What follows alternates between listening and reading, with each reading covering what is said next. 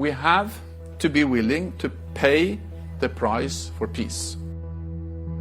The more money, the stronger our defenses, the more effective our deterrence, the greater our security.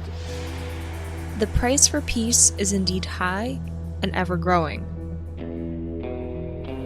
All NATO allies now invest at least 2% of GDP in defense or have plans to get there soon. This year alone, our fellow NATO allies will invest over $500 billion on defense. In 2020, our NATO allies invested just over $325 billion, so an increase of $175 billion and a substantial percentage increase over the course of the past 3.5 years. There has been much debate over defense spending and investment and who shares the burden of European defense among NATO allies for many years. The U.S. is somewhat responsible for the fact that we've assumed such significant responsibility for European defense. We sort of distorted the NATO defense planning process by way of our generosity, right? And maybe our sort of bureaucratic ineptness. And we let European allies off the hook. I think those days are over. So there's evidence in each administration from Eisenhower to present of concern with transatlantic burden sharing and a desire for Europeans to do more. But the challenge has always been that it's difficult to ask allies to do more without relinquishing a little bit of control and authority over how the alliance functions. Germany is meeting the 2% target this year for the very first time. Berlin will struggle to continue meeting that target in the years to come.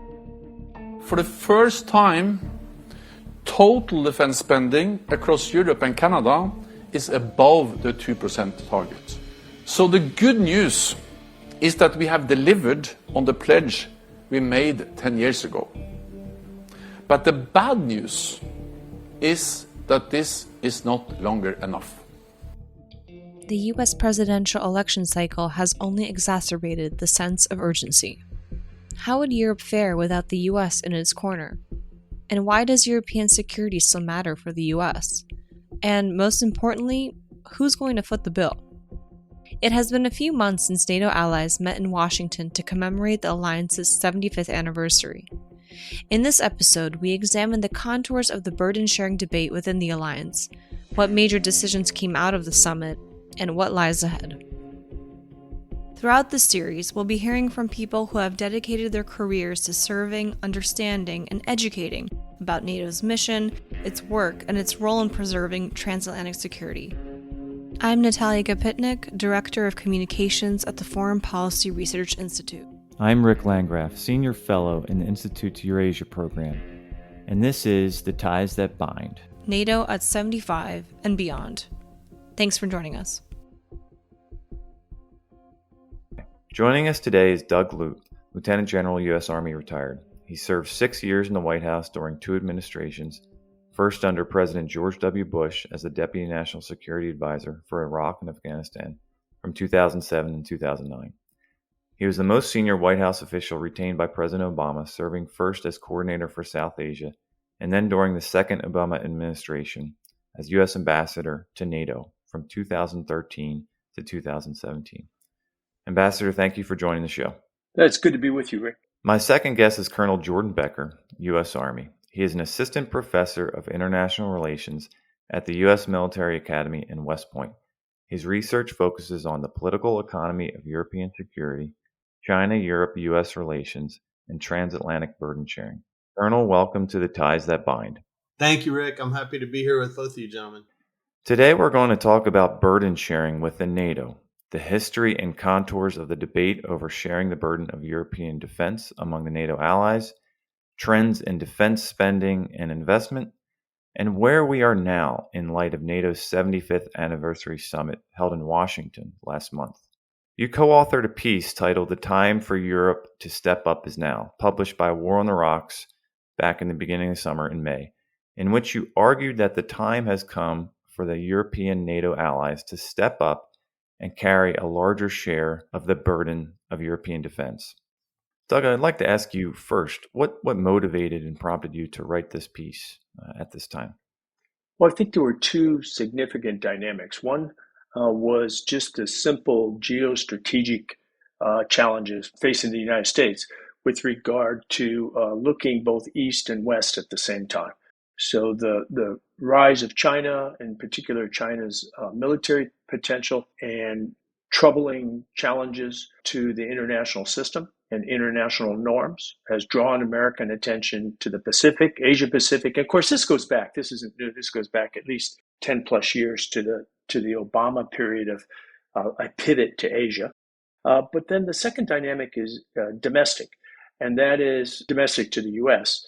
And that is simply I think, an enduring reality that either major political party in the United States will expect, and will continue to expect a more responsible, equitable sharing of the burden for European security, especially as our European allies have moved forward politically by way of integration, but also advanced on the prosperity front in regard to economies. So it's both geostrategic and domestic U.S.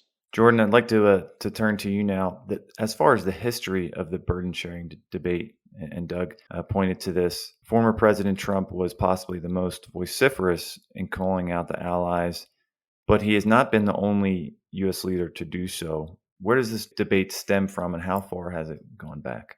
I think it really goes back to the birth of the alliance. I have not seen any sort of clear documentary evidence that President Truman or his staff sort of concerned about European defense spending, but it certainly goes back to the Eisenhower administration. So there's evidence in each administration from Eisenhower to present of concern with transatlantic burden sharing and a desire for Europeans to do more. But the challenge has always been that it's difficult to ask allies to do more without relinquishing a little bit of control and authority over how the alliance functions. So that's been sort of the dilemma that the United States has faced, the sort of autonomy versus control in the burden sharing context. Doug, where do we stand now as far as what have the allies agreed to? There's a lot of talk about the Wales Summit Pledge. A lot of pundits, observers, politicians on both sides of the Atlantic cite the Wales Summit Pledge. What is that? Can you explain that a little bit? Well, in short, and Jordan and I were both sort of present at the creation at the U.S. mission to NATO in 2014, when NATO allies came together, allied leaders came together for summit in Wales, and agreed for the first time ever at the head of state and government level on a pledge for defense spending. And this is the now famous or infamous 2% of GDP committed to defense spending, and 20% of that committed to capital investment, so new equipment and so forth. There were also some pledges towards output measures that got less publicity, but it was largely, the Wales Pledge was largely the 2% of GDP. And at the time of Wales in 2014, the wording is important. So it's important to actually go back to the source document here, which is the pledge itself, agreed by the then 28 leaders, to include President Obama in the chair for the United States. And it says that allies agree to move towards 2% of national GDP committed to defense spending in 10 years. So it was a 10-year program.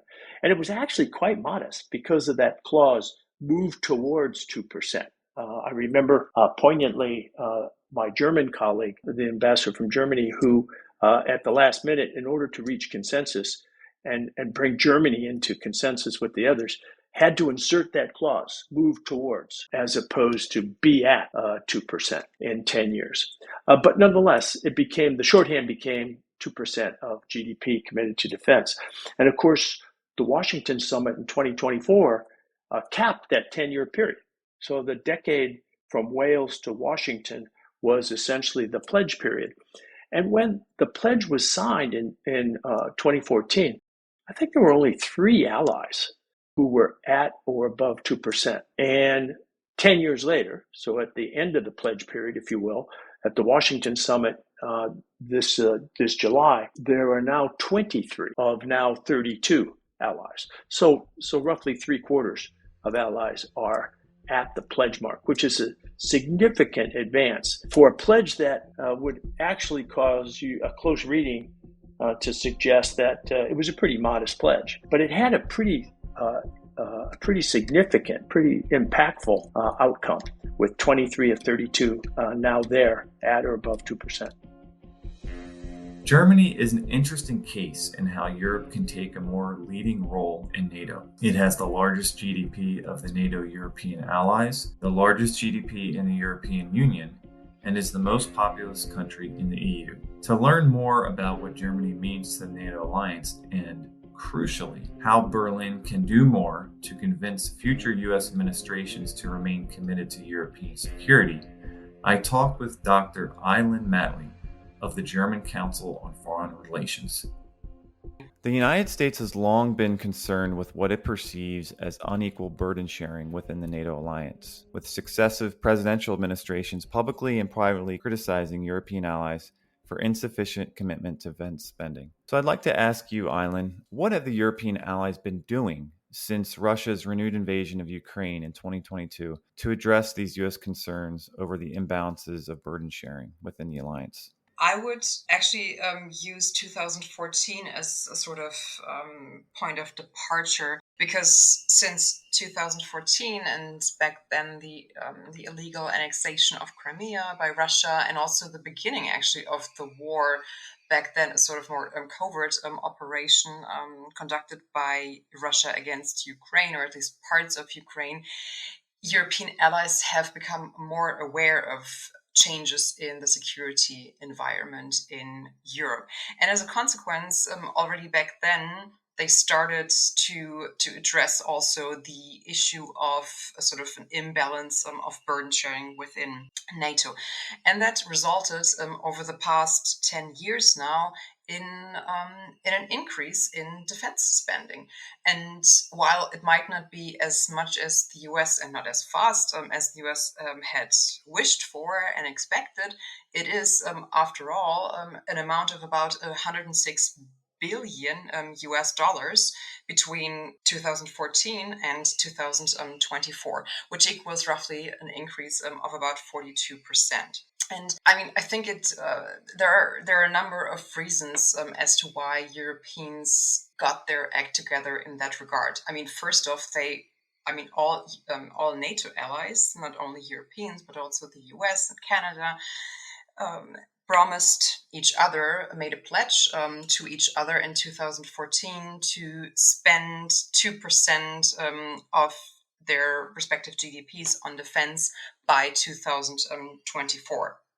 And only now, 10 years later, in 2024, are 23 out of 32 NATO member states reaching that goal. In the years past, many countries, including my own country, Germany, were really far away from reaching that goal.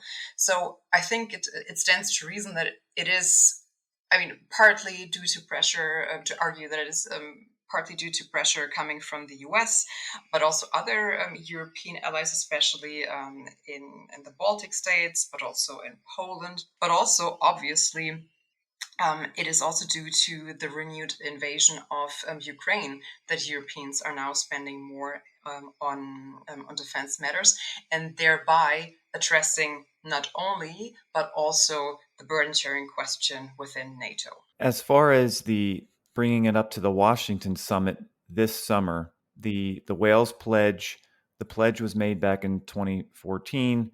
As you mentioned, 2/3 of allies are now meeting that 2%. And the pledge, the goal was to meet that 2% by 2024. Here we are in 2024. Washington summit was in July.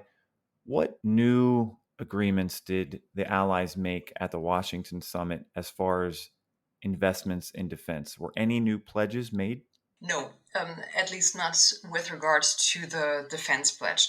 In the wake to the Washington summit, there have been many recommendations floating around, many conversations took place where this particular issue was discussed, and there are a couple of countries, especially along the eastern flank, who advocated to strengthen the language on the defense pledge, to renew the defense pledge, to actually put in writing that all allies should move way beyond the 2% goal.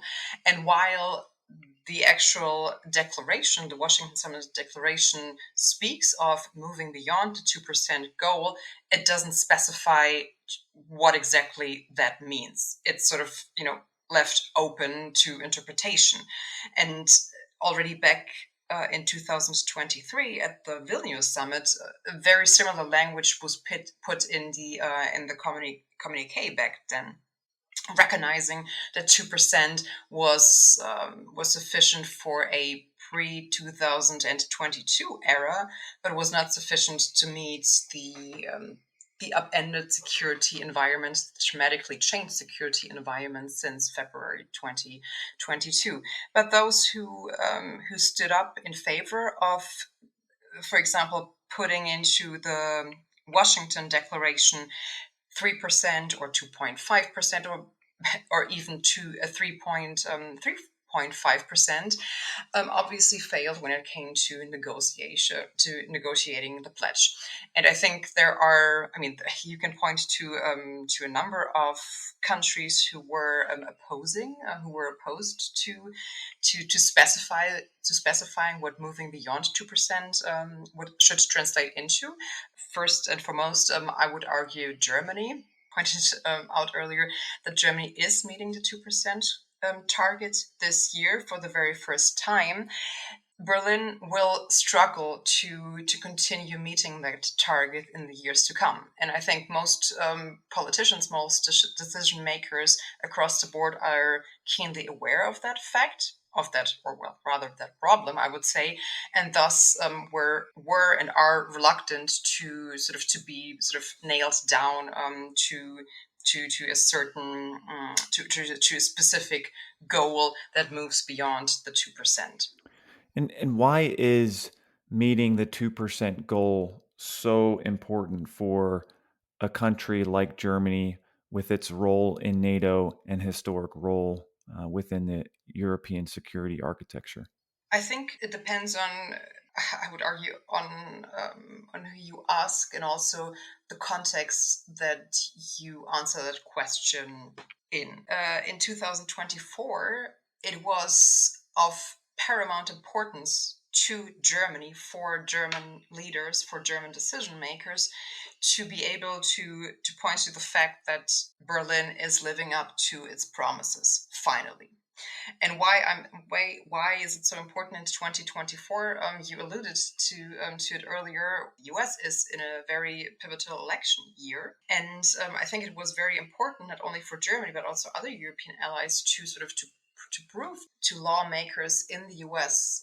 Across the board that they are serious about the pledges that they have made 10 years ago. To convince them that Germany, but also other European allies, are reliable allies, that they are allies that the US should continue investing in, because they're meeting their pledges, they're living up to their promises and expectations.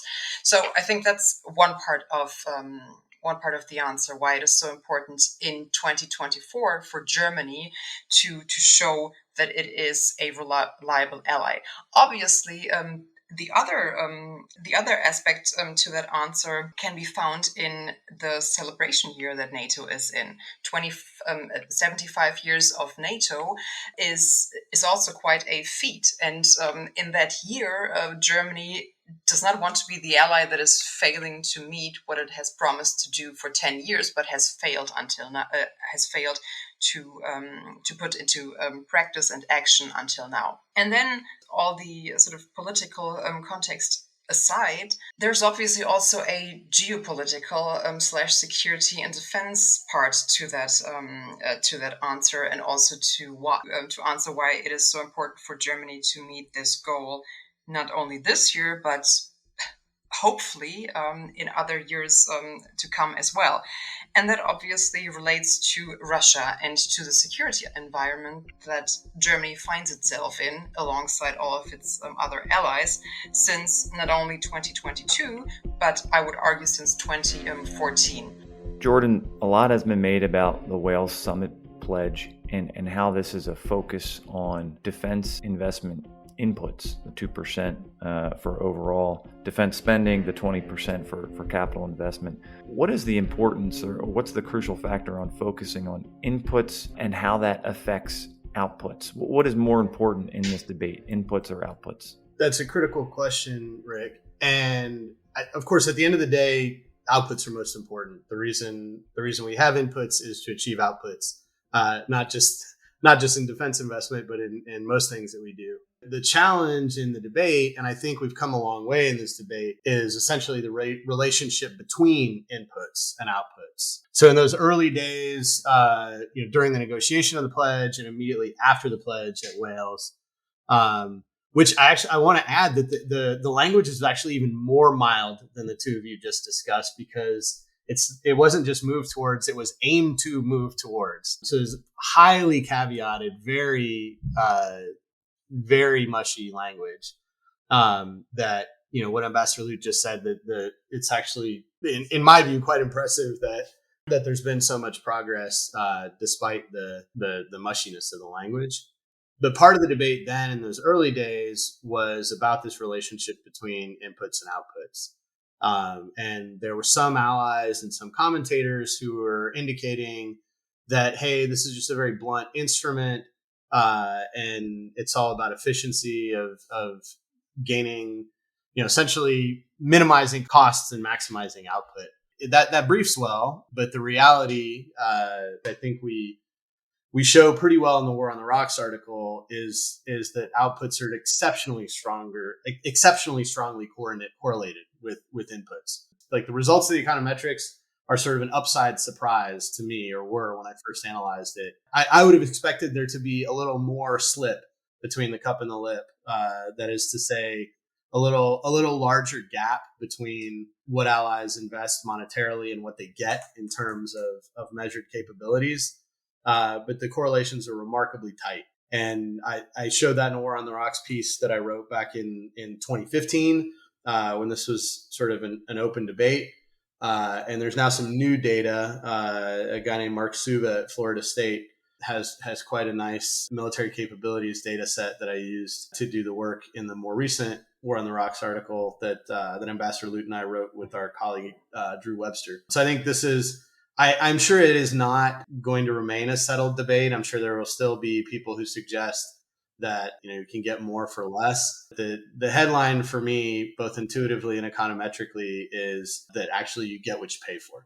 Rick, let me just add, this is really important. And Jordan's been at the forefront of making this connection, this sort of provable connection between inputs and outputs. But at the time of the Wales Summit, it was inputs that were achievable politically in terms of the pledge.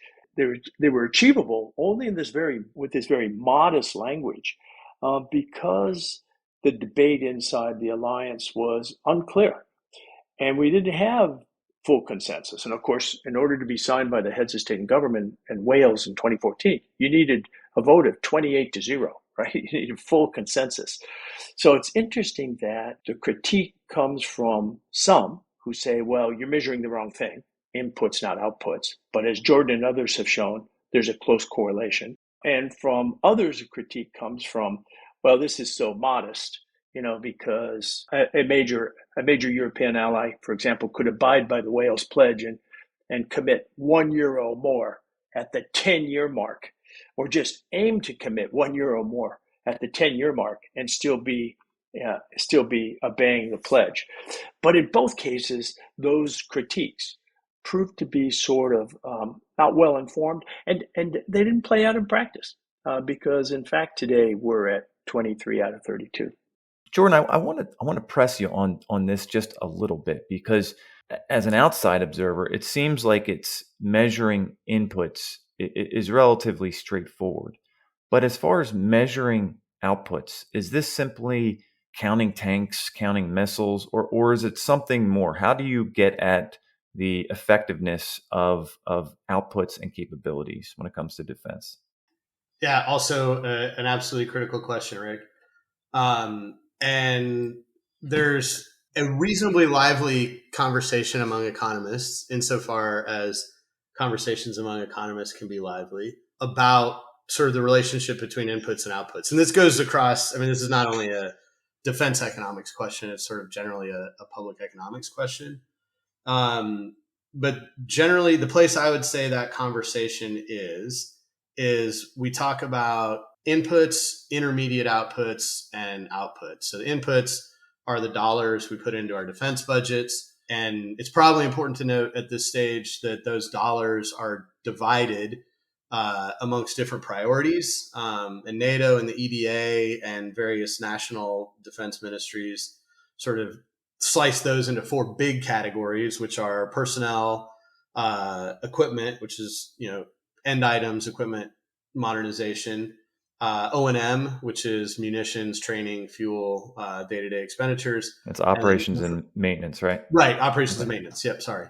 And infrastructure, which is like basing and facilities. So those financial inputs are on the, if you imagine sort of like a continuum from left to right, from inputs to final outputs, those are the initial stage inputs. Then we have these things that we call intermediate outputs, or that economists call intermediate outputs. And those are things like tanks, planes, bombs, trucks. Those are the things that we can measure that we call outputs. There are also sort of non-material outputs that the European Defense Agency has endeavored to measure, things like deployability of forces, sustainability of forces. But as you get less material, it gets less easy to measure. And then at the end of the day, the final outputs are very difficult to measure. We could probably measure them as binary outcomes. It's a 1 if it happens and a 0 if it doesn't happen. And those are things like war and peace. Has my country been invaded by a hostile force? Have we maintained the territorial integrity of our national space? And then it can get even more nebulous. Are human beings living in my society safe and secure to live their lives as they please, et cetera, et cetera. So basically, as we move from inputs to final outputs, measurement becomes more and more challenging. And my argument is that up to the point where we can measure, which is sort of these material outputs that are sometimes called intermediate outputs, there is an incredibly strong correlation between inputs and outputs. And I think historically, this is difficult to analyze econometrically. And it's really, a lot of it is a judgment call on the part of elected officials. But generally, countries are safer, particularly from external aggression, if they have more capable militaries. And material capabilities generally translate at some level into security. Rick, when you aggregate that question between inputs and outputs to the NATO level, so now collective security, right? I think the most important current output measure is the ability of NATO to resource its 3 newly adopted regional plans, defense plans, right? So Plan North, Plan Center, and Plan South. And the assignment of responsibilities in terms of military capabilities. So high-end air defense, combat brigades, transportation capabilities, long-range precision fire capabilities. Those responsibilities have been assigned out to NATO allies for the 3 regional plans. And I thought what was missing at the NATO summit in Washington was a touch of transparency into how we're doing at about the 2-year mark in meeting those assigned responsibilities. The things that I really took note of in the Washington summit is that there's a much more explicit and clear connection between threat assessments, operations and exercises, operational planning, and then defense planning and resource allocation. So those regional plans to which Ambassador Lute was referring, those will certainly figure into defense planning at the classified level and will sort of affect capability targets. And that struck me as a very positive development in terms of the language of the Washington summit.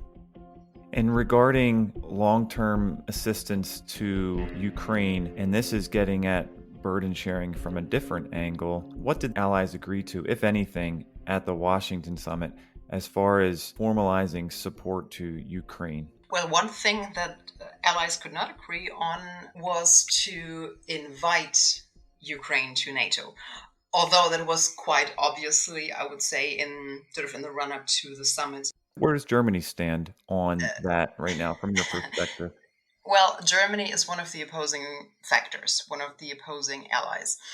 Germany is not ready yet, if ever, to extend a formal invitation to Ukraine in order for the country to join the alliance. Germany is not alone in that opposition camp, I would say. The most important ally in that camp is Washington. Right. We should say that the United States is also currently opposed to Ukrainian membership as well. Yes, and I think that is very comfortable for Berlin to have Washington by its side, as in almost or in most other areas as well when it comes to supporting Ukraine. And I think that is one of the driving factors of Berlin's Ukraine support, or has been the driving factor since February 2022, to be in what German Chancellor Olaf Scholz called to be in lockstep with the United States. And I think in that regard as well, when it comes to Ukraine's membership, there is no difference to be found. Apart from the lack of agreement on inviting Ukraine to join NATO, there were some other deliverables, some of which had been known prior to the summit, or were sure to be announced and expected to be announced at the summit. First and foremost, the new NATO mission to Ukraine. I mean, technically it's not a mission, which Germany insisted on to make sure that it doesn't imply that NATO is actually on a mission in Ukraine proper. Instead, it now has a very complicated name: NATO Security Assistance and Training for Ukraine, NSATU.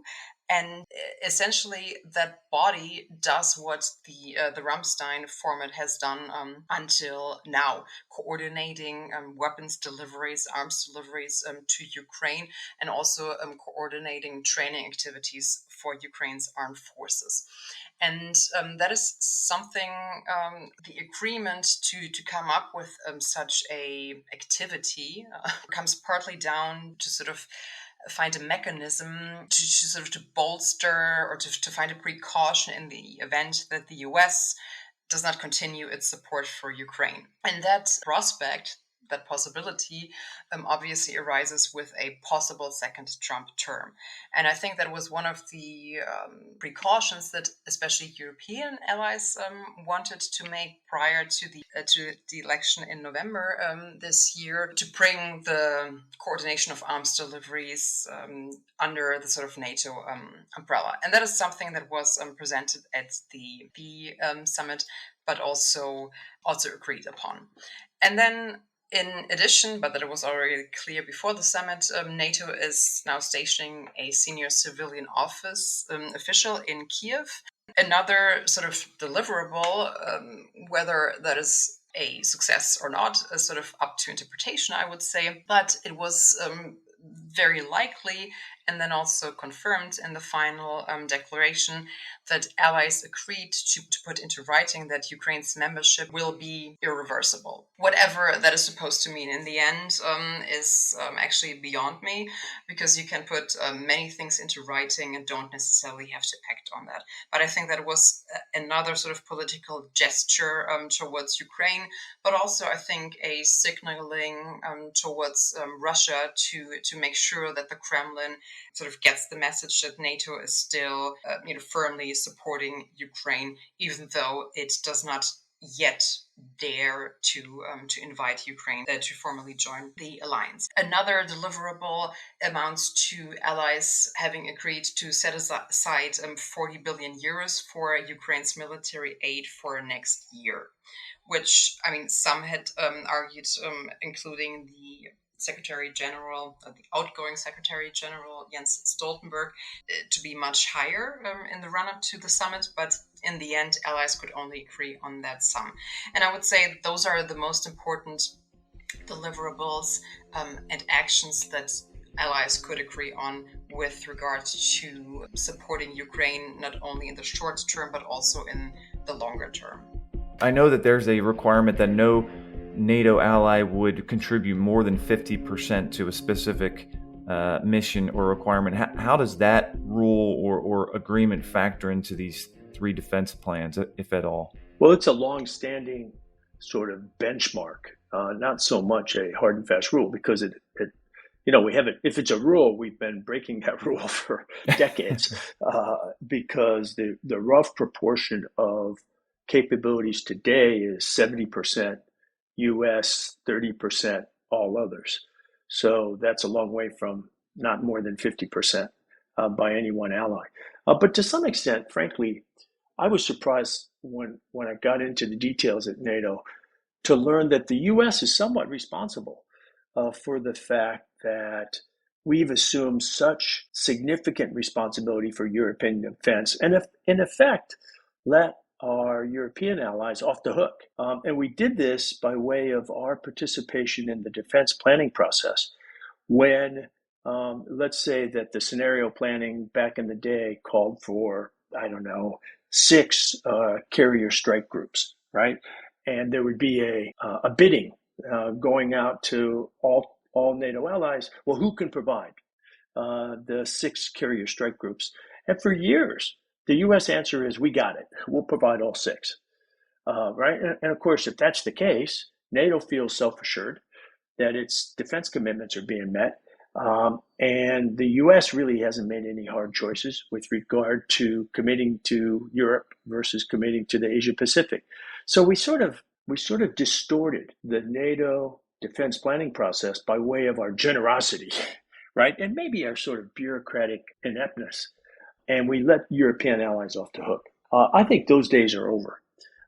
And we made much more explicit recently that the U.S. is going to make some hard choices with regard to these, especially these high-end enabling capabilities, when it comes to what we are ready to pledge to NATO and what we're ready to keep essentially to ourselves for Asian Pacific contingencies. And here we are in early September, the U.S. presidential elections taking place in less than 60 days. I want to ask you, how would the relationship between Germany and the United States change if Donald Trump is reelected? And what does this mean for NATO? I think it is safe to assume that bilateral relations between Germany and the US would sour dramatically if Trump were to be reelected, in comparison to the rather cozy relationships Berlin enjoys with Washington at the moment and has for the past, almost 4 years now. And I think relations would also be much better were the next president to be Kamala Harris. I think we will certainly, maybe not certainly, but it is, I think, safe to assume that a Trump-led U.S. administration will criticize Germany for not doing enough for European security, not contributing enough to NATO's burden sharing equation. I mean, on the sort of, which I think in some respects, even a Trump administration would be right about, because there is still a lot of room for improvement when it comes to Germany's defense policies, when it comes to Germany's readiness to be combat ready. However, fortunately, at least this year and most likely also 2025, possibly in 2026, Germany can rightly point to the fact that it is in fact meeting the 2% goal, which might be able to cushion criticism coming from a Trump administration. What a second Trump administration would mean for NATO, that also, is a bit of an sort of open questions. Again, there are people that are sort of forming his foreign security and defense policy thinking, who also very clearly articulated ideas about what to do with NATO. One concept is a so-called dormant NATO idea, which essentially would mean that the US is only providing the nuclear deterrent for NATO, and all the rest, the conventional forces, are supposed to be provided by European allies. But I still think that we, and by we I mean European allies, including Germany, should brace for that option. And as it currently stands, Europe is not prepared for that. Jordan, I wanted to ask you, going back to your work in this article a bit, about what motivates, what encourages allies to meet pledges like the Wales Pledge. Is it harsh language associated with President Trump and others, naming and shaming allies? Is it specific threat perceptions of individual allied countries? Or is it hard-won agreements like the one at Wales, agreement at the Vilnius summit? What are the role of these different sort of variables in getting countries to reach the 2% and beyond? The evidence that I have looked at indicates that harsh language by itself is useless and potentially worse than useless.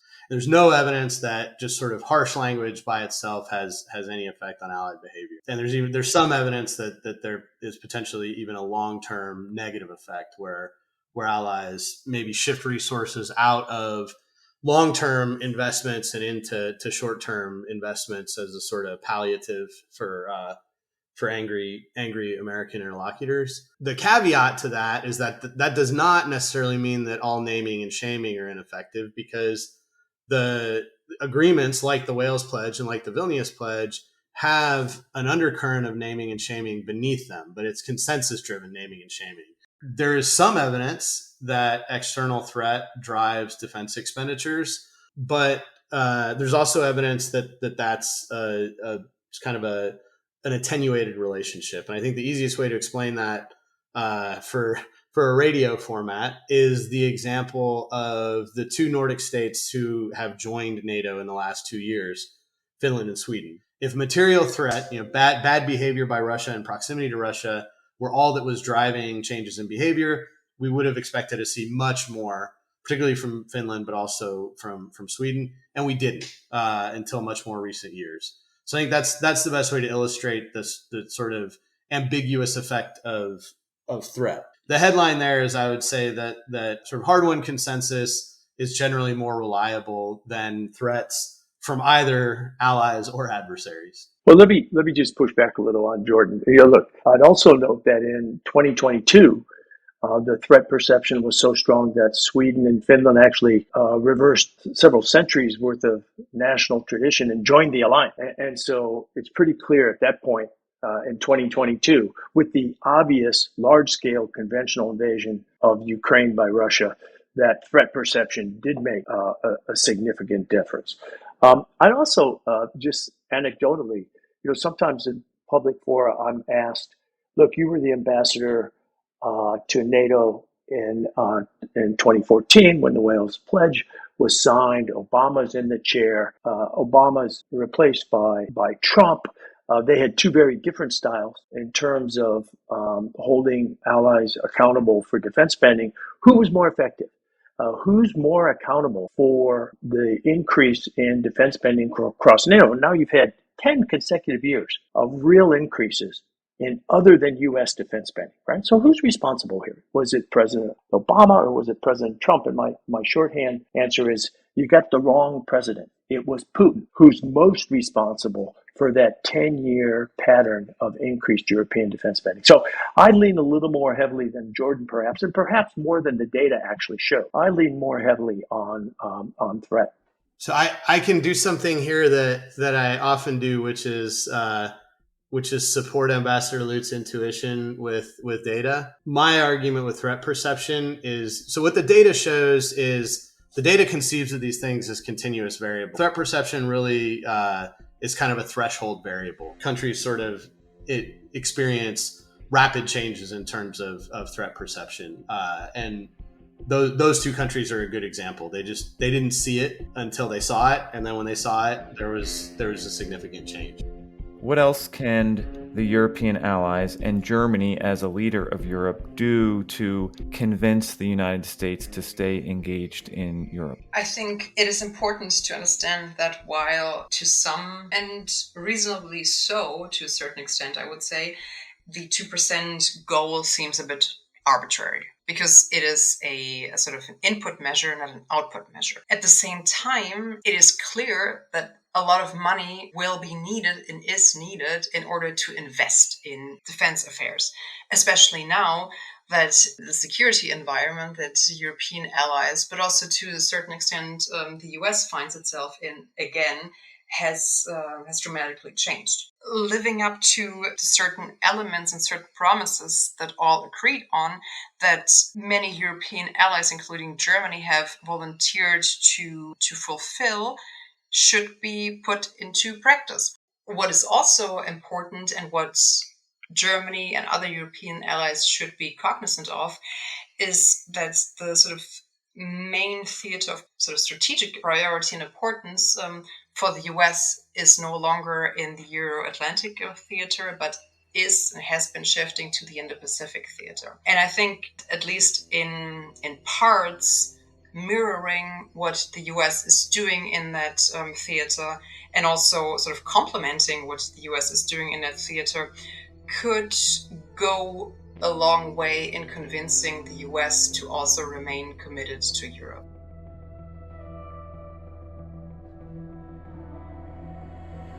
This has been The Ties That Bind, NATO at 75 and Beyond.